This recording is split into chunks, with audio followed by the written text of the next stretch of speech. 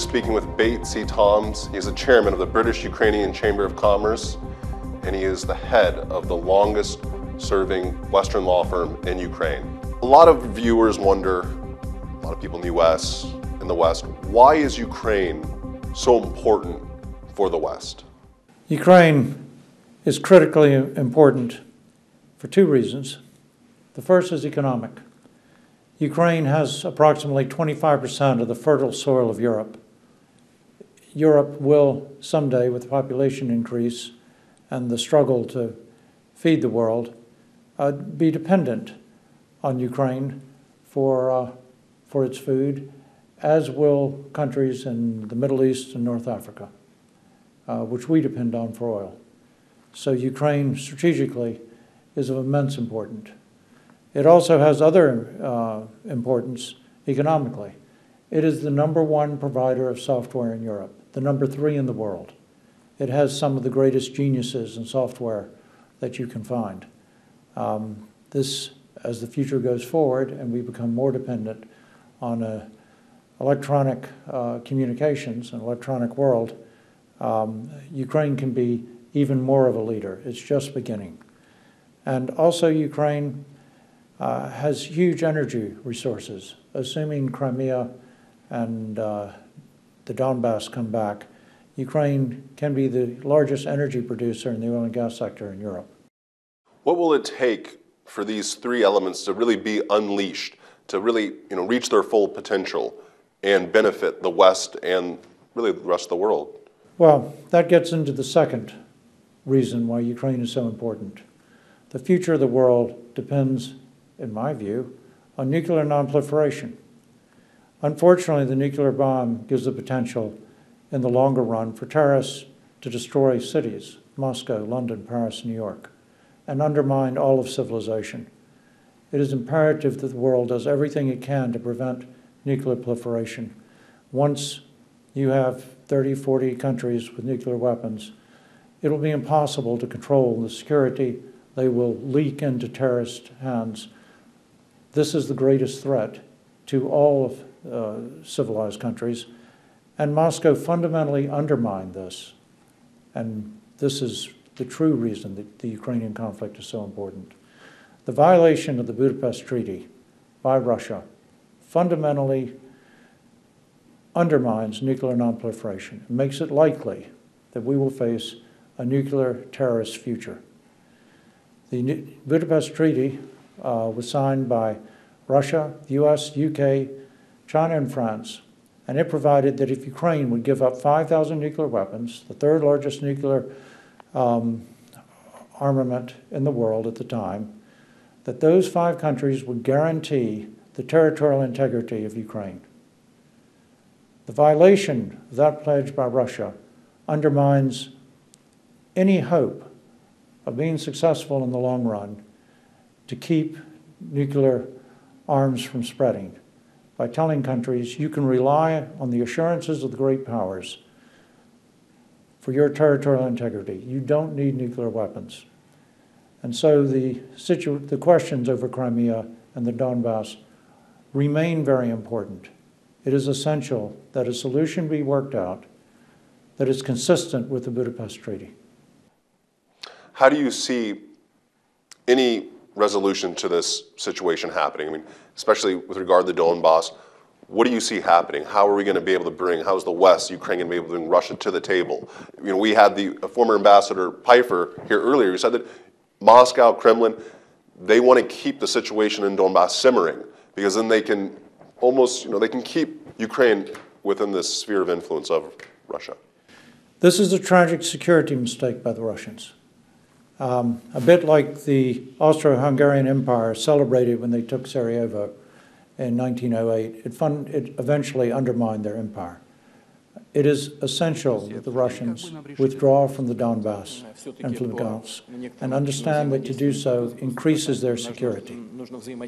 Second, there are solutions possible on Crimea that are consistent with the Budapest Treaty.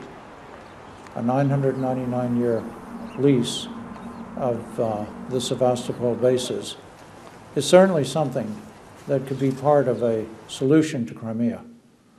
But the current situation flouts the Budapest Treaty and threatens the security of everybody. How does what Russia's doing in eastern Ukraine, how does that undermine their security? Because in the long run, the greatest threat to Moscow, St. Petersburg, and other cities in the world is nuclear terrorism. It's not the guy who blows himself up and kills a couple hundred people. It's the guy who blows himself up and kills several million people. Once you have one bomb like that go off, all of the museums, all of the institutions of cities will be fleeing to the countryside. This risks a second dark ages. This threatens civilization. The Russians have made a catastrophic mistake by violating the Budapest Treaty, and the world needs to react to that. Why didn't the other powers, the other signers of the Budapest Treaty, come down harder on the Kremlin for violating it? I think they did come down hard on Russia, but I think it was also difficult to figure out how to react. It was wholly unexpected. I think people are reacting stronger now that it's been better analyzed, and people understand that the security implications are really extraordinarily terrifying for the world. How is Obama for Ukraine? You've witnessed a lot of U.S. presidential administrations as you've been in Ukraine for a very long time. How is Obama for Ukraine? I think that the Obama administration did a lot of good in Ukraine. They supported a lot of projects. I would say that their response to the invasion of Crimea could have been stronger. And I hope that the Trump administration will take the initiative along the lines that Trump has said, that he will come into situations that need to be addressed and show the fiber and determination that has marked United States foreign policy in the past. And I hope that the Trump administration will rapidly show that on the issue of Crimea, the Donbass, and Lugansk, they will be firm. Presently, it appears that they've reached that conclusion rather quickly.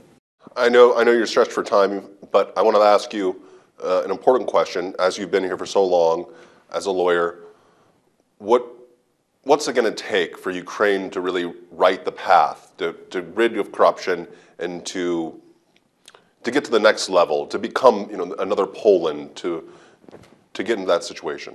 I think it takes some time. There are certain measures. Our Chamber of Commerce is campaigning for a legal ombudsman. It would help to have greater political risk insurance through the World Bank's MIGA. But these changes do take time. One should recognize the enormous progress that this country has made, specifically in the gas market. It's night and day difference. We now have what is basically a European gas market, European-style regulation, and the former situation where it was all sweetheart deals with individuals profiting at the expense of the public has disappeared overnight. This sort of progress into each area will produce a solution.